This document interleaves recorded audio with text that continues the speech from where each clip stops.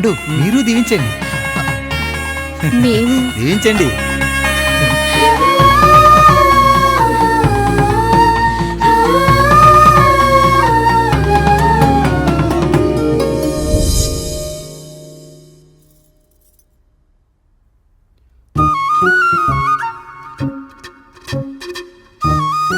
తింటారా?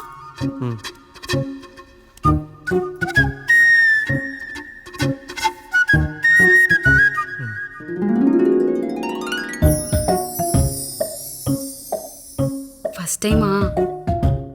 అవును, మీకెలా తెలిసిపోయిందండి? అంటే మా బామ్మ చెప్పింది. శోభనం గదిలో అనుభవం మగాడైతే మామిడి పండు పిసుక్కొని తింటాడు, అదే లేనివాడైతే మీలా ఇలా అరటిపండు ఓపిగ్గా ఒలుచుకొని తింటాడు అని.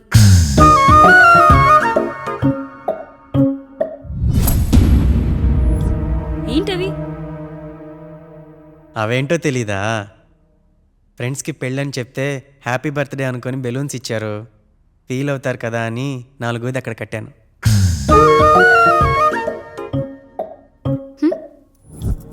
వచ్చాడు.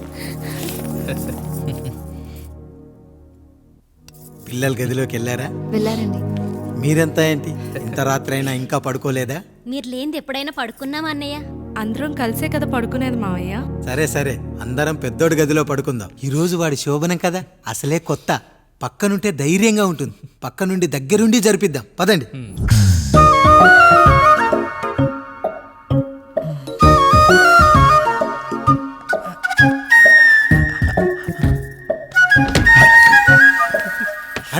కానివ్వండి. మీరేం మావయ్య ఇక్కడ పడుకుంటున్నారు? అదేంటమ్మా పెద్దోడా, చెప్పలేదా? మేమంతా కలిసే పడుకుంటామమ్మా. నువ్వు మాతో పాటే. అవును భార్గవి. మీరు ఊరుకోండి. మీరు ఇక్కడ పడుకోవడం నాకు ఇష్టం లేదు మావయ్య.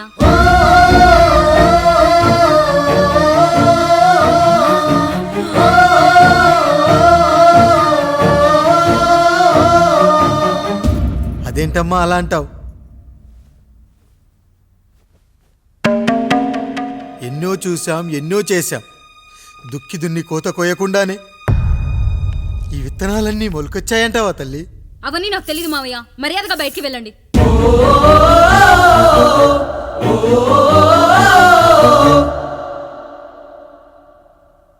కనీసం ఆ మూలనైనా పడుకుంటామమ్మా.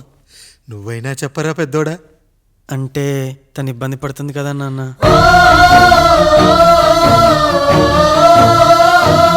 నువ్వు కూడా ఏంట్రా? పిల్లలేదో ఆశపడుతున్నారమ్మా. ఒక్కసారి ఆలోచించమ్మా. మావయ్య మీరు బయటికి వెళ్తే మేము తలుపులేస్తాం.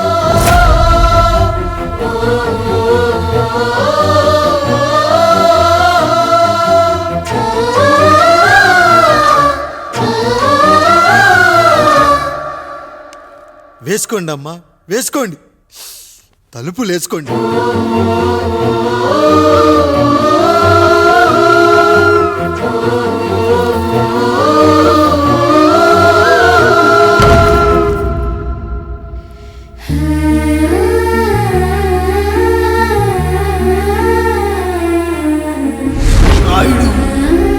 బిడ్డలు జాగ్రత్త. ఈ రోజు నుంచి వీళ్ళంతా నీ తమ్ముళ్ళు చెల్లెళ్ళు కాదు, నీ బిడ్డలు.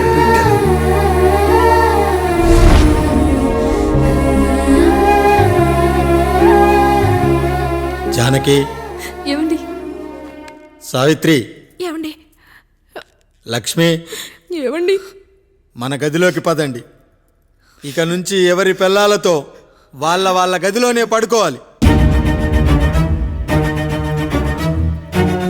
ఇది ఈ రోజు నుంచి ఈ వంశానికి రాస్తున్న కొత్త శాసనం.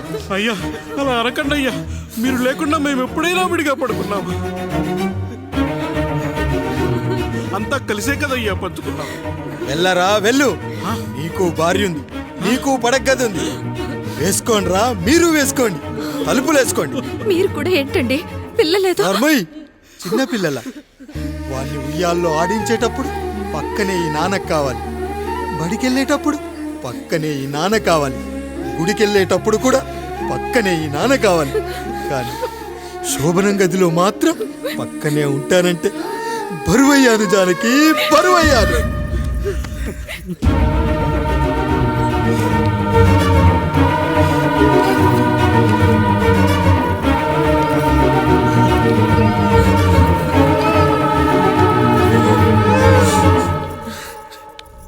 ఏంటండి ఇంకా అదే ఆలోచిస్తున్నారా? ఎలా మర్చిపోగలను లక్ష్మి? జరిగింది ఏదో జరిగిపోయింది, మీరు బాధపడకండి. ఎంత మాట అన్నాడో చూసావా? నా భార్య ఇబ్బంది పడుతుంది, బయటికెళ్ళండి నాన్న అన్నాడు. వాణ్ణి ఎలా పెంచాను? చదువుకుంటే పై చదువులకు వాడు వేరే ఊరు వెళ్లాల్సి వస్తుందని చదివే మాన్పించేశాను. జ్వరం వస్తే ఆ మాత్రలు చేదుగా ఉంటాయని నేనే మింగాను. నోరు తెరిచి అమ్మ కావాలన్నప్పుడల్లా ఎంతమంది అమ్మల్ని ఇచ్చాను. నాన్న అన్న ప్రతిసారి నాన్నల్ని ఇవ్వలేకపోయానని వాడికి నా మీద కోపమో ఏమో జానకి. నిజమేనండి, మనమంతా ఇలా లేమే. మన కుటుంబానికి దిష్టి తగిలింది. మా నాన్న మరణంతో ఆస్తిపోయి తమ్ముళ్ళతో నడి రోడ్డున పడ్డప్పుడు ఇలాంటి కష్టాన్ని మొదటిసారి అనుభవించాను.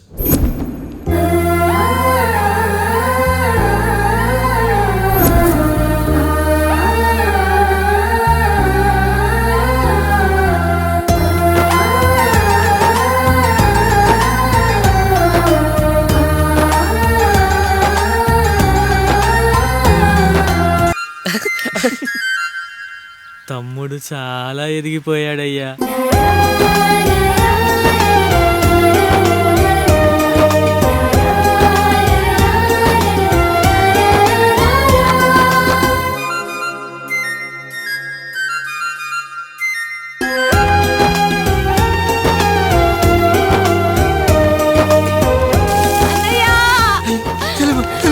అయ్యో, ఈ పండుగ కాదు తల్లి, ఎంత పంచాయతీ.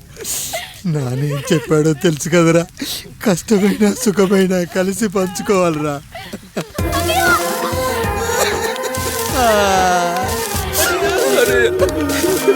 అయ్యో, మరి నువ్వు వాత పెట్టుకోవా అన్నయ్య? మీ బాధ నా బాధ కాదట్రా. అమ్మా అమ్మా అమ్మా అమ్మా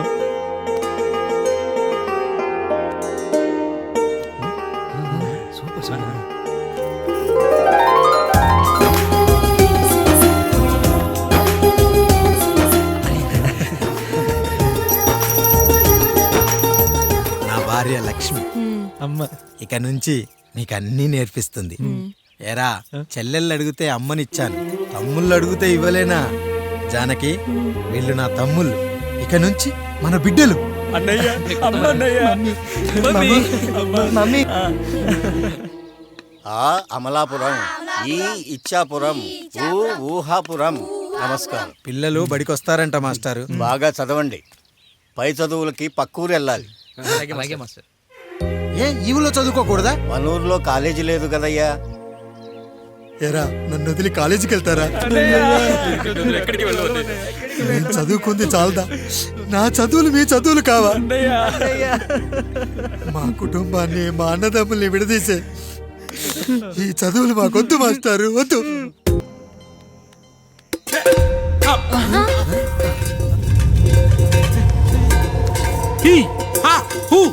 రేయ్, మన ఇంటికి దొంగలు వచ్చారా? దొంగలు వచ్చారు. దోచుకోండి రా, దోచుకోండి. మీరెందుకు వచ్చారా? చీపురెందుకు మావయ్య, ఈ కత్తి తీసుకోండి. ఏమయ్యా, మా ఇంటికి రావా? మా ఇంటికి ఎప్పుడొస్తావు? ఈ ఆధారం మీ అందరం ఊరు వెళ్తామయ్యా, మా ఇంటికి రావయ్యా. ఇదిగోవయ్యా, ఈ 100 రూపాయలు ఉంచుకో. తీసుకో తాతయ్య. ఏమిటి ఏమిటి ఆప్యాయత అనురాగాలు? ఇదంతా మాకు పాపారాయుడు గారు ఈ ఊరికి నేర్పిన సంస్కారం. మా ఊరికి ఎవరైనా వస్తే ఒట్టి చేతులతో పంపం. ఈ ఊరికి ఏదైనా రోగం వస్తే 4 చావులు ఇస్తాం. దొంగలు వస్తే దోచుకోవడానికి 4 ఇల్లు ఇస్తాం. అయ్యా, పేదరికంలో ఉన్న తల్లిదండ్రుల పిల్లల్ని పార్కుల నుండి, స్కూళ్ళ నుండి తీసుకెళ్లి బిస్కెట్లు, చాక్లెట్లు కొనిపెట్టి డబ్బుండి పిల్లలు లేని దుబాయ్ షేకులకు ఇస్తుంటే నన్ను కిడ్నాపర్ అని జైల్లో పెట్టారు. 300 పెట్టి కొన్న కత్తిని అది పనికొస్తుందో లేదో అని ఒక నగల వ్యాపారి కడుపులో పరీక్షిస్తే నన్ను హంతకుడు అన్నారయ్యా. మీరే ఈ కాముడిని అర్థం చేసుకున్నారు. నేను మీ ఊర్లోనే ఉండిపోతానయ్యా, మీ ఊర్లోనే ఉండిపోతాను. సరే కాముడు సరే.